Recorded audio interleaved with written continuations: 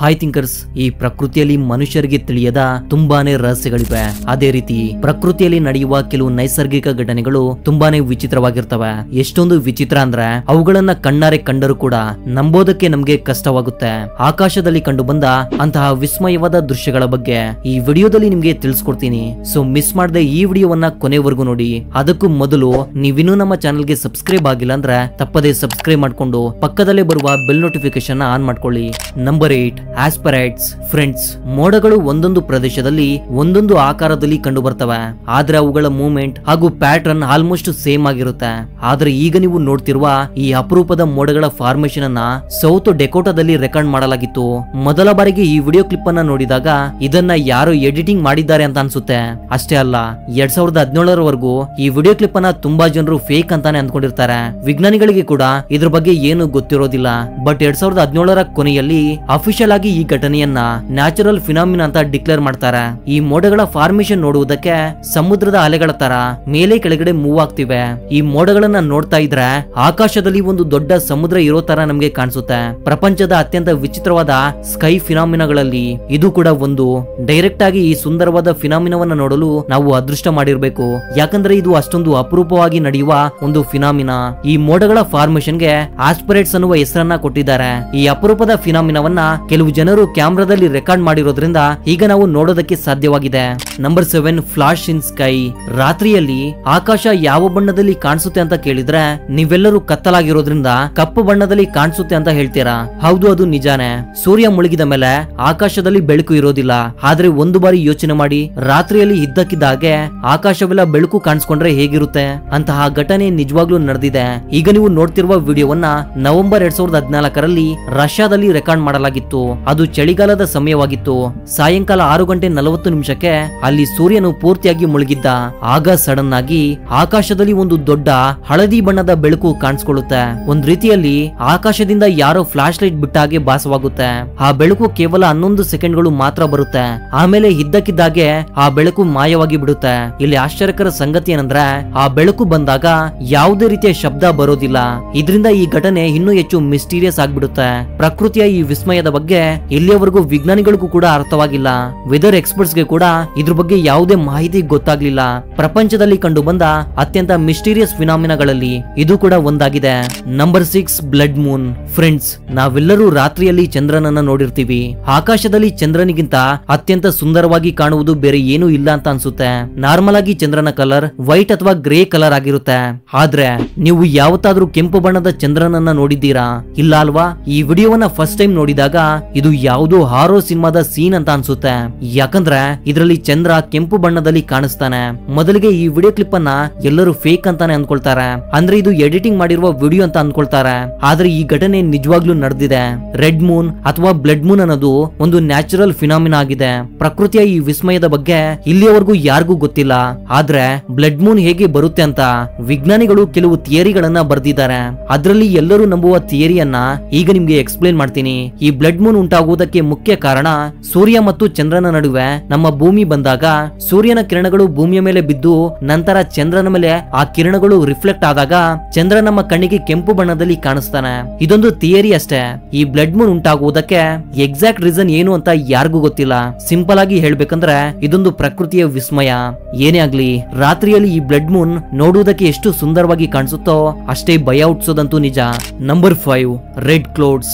ಯಾವುದಾದ್ರೂ ಪ್ರದೇಶದಲ್ಲಿ ವಾತಾವರಣ ಸರಿಯಿಲ್ಲ ಅಂದಾಗ ಅಲ್ಲಿ ಮೋಡಗಳು ಹೆಚ್ಚಾಗಿ ಕಂಡು ಬರ್ತವೆ. ಸಾಮಾನ್ಯವಾಗಿ ಮೋಡಗಳು ಬಿಳಿ ಬಣ್ಣದಲ್ಲಿ ಕಂಡು ಬರ್ತವೆ. ಒಂದು ವೇಳೆ ವಾತಾವರಣ ಚೆನ್ನಾಗಿಲ್ಲ ಅಂದ್ರೆ ಆಗ ಮಾತ್ರ ಮೋಡಗಳು ಸ್ವಲ್ಪ ಡಾರ್ಕ್ ಆಗಿ ಕಂಡು ಬರ್ತವೆ.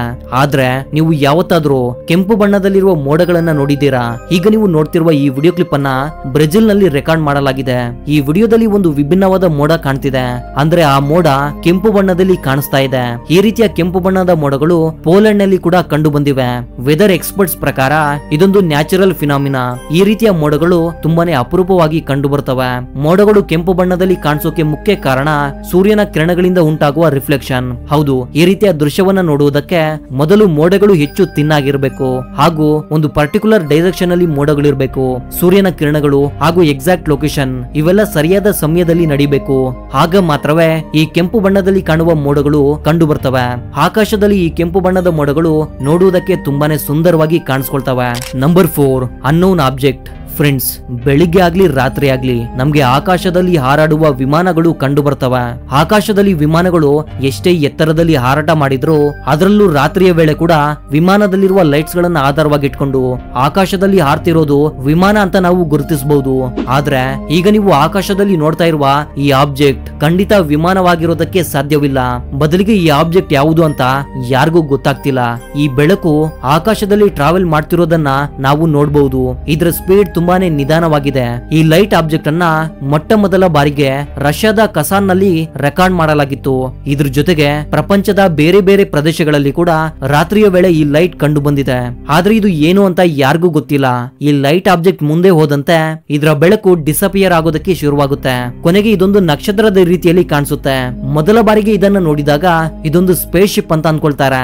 ಆದ್ರೆ ಇದೊಂದು ನ್ಯಾಚುರಲ್ ಫಿನಾಮಿನಾ ಅಷ್ಟೇ. ಆದ್ರೆ ಈ ಫಿನಾಮಿನಾ ಉಂಟಾಗುವುದಕ್ಕೆ ಕಾರಣವೇನು ಅಂತ ಯಾರಿಗೂ ಗೊತ್ತಿಲ್ಲ. ನಂಬರ್ 3 ಸನ್ hello.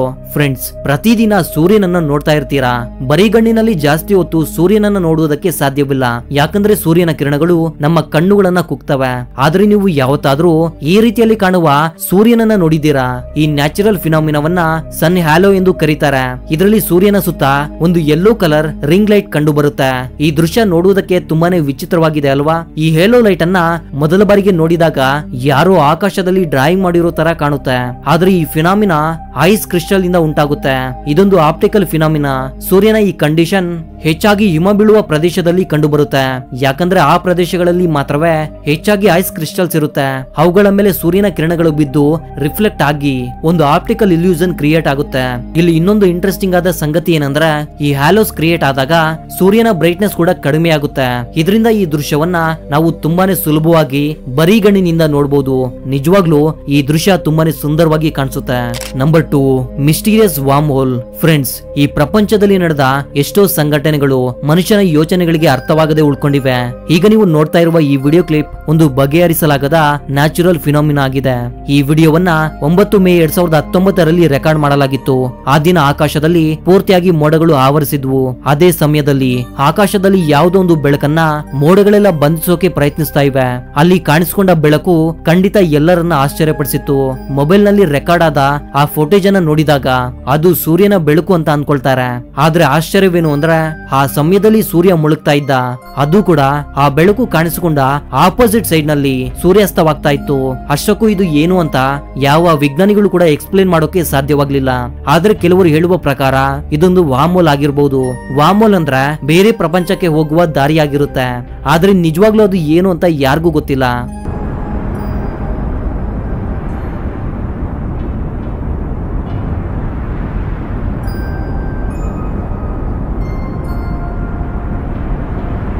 Number 1 fire rainbow. Friends, ಮಳೆಯ ನಂತರ ಉಂಟಾಗುವ ಈ ರೈನ್ಬೋವನ್ನ ಖಂಡಿತ ನೀವೆಲ್ಲರೂ ನೋಡಿರ್ತೀರಿ. ಪ್ರಕೃತಿಯಲ್ಲಿ ಕಂಡುಬರುವ ಸುಂದರವಾದ ದೃಶ್ಯಗಳಲ್ಲಿ ಈ ರೈನ್ಬೋ ಕೂಡ ಒಂದು. ಆದ್ರೆ ನೀವು ಯಾವತ್ತಾದ್ರೂ ಆಕಾಶದಲ್ಲಿ ಕಂಡುಬರುವ ಬಣ್ಣ ಬಣ್ಣದ ಮೋಡಗಳನ್ನ ನೋಡಿದೀರಾ? ಈ ನ್ಯಾಚುರಲ್ ಫಿನಾಮಿನಾವನ್ನ ಫೈರ್ ರೈನ್ಬೋ ಅಂತ ಕರೀತಾರೆ. ಸೂರ್ಯನ ಕಿರಣಗಳು ಒಂದು ಸ್ಪೆಸಿಫಿಕ್ ಶೇಪ್ ನಲ್ಲಿರುವ ಐಸ್ ಕ್ರಿಸ್ಟಲ್ ಮೇಲೆ ಬಿದ್ದಾಗ ಮಾತ್ರ ಈ ಫಿನಾಮಿನಾ ಉಂಟಾಗುತ್ತೆ. ಈ ಫೈರ್ ರೈನ್ಬೋ ತುಂಬಾನೇ ಅಪರೂಪವಾಗಿ ಮಾತ್ರವೇ ಕಂಡು ಬರುತ್ತೆ. ಅದರಲ್ಲೂ ಸೂರ್ಯನು ಹೈ ಆಲ್ಟಿಟ್ಯೂಡ್ ನಲ್ಲಿದ್ದಾಗ ಸೂರ್ಯನ ಕಿರಣಗಳು ಐಸ್ ಕ್ರಿಸ್ಟಲ್ ಮೇಲೆ ಬಿದ್ದು ರಿಫ್ಲೆಕ್ಟ್ ಆಗಿ ಮೋಡಗಳ ಮೇಲೆ ಬಿದ್ದಾಗ ಈ ಫೈರ್ ರೈನ್ಬೋ ಉಂಟಾಗುತ್ತೆ. ಆ ಸಮಯದಲ್ಲಿ ಮೋಡಗಳನ್ನ ನೋಡಿದಾಗ ಯಾರೋ ಕಲಾವಿದ ಮೋಡಗಳಿಗೆ ಬಣ್ಣವನ್ನ ಹಾಕಿರೋ ತರ ಕಾಣಿಸುತ್ತೆ. ವೆದರ್ ಎಕ್ಸ್ಪರ್ಟ್ಸ್ ಪ್ರಕಾರ ಈ ಫೈರ್ ರೈನ್ಬೋ ನೋಡುವುದಕ್ಕೆ ಬೆಸ್ಟ್ ಪ್ಲೇಸ್ ಬಂದು loss Angeles city. So that was the informative thinkers. ಮತ್ತೊಂದು ಇಂಟ್ರೆಸ್ಟಿಂಗ್ ಆದ ವಿಡಿಯೋ ಜೊತೆ ಮತ್ತೆ ಸಿಗ್ತೀನಿ. ಅಲ್ಲಿವರೆಗೂ ಜೈ ಹಿಂದ್, ಜೈ ಕರ್ನಾಟಕ.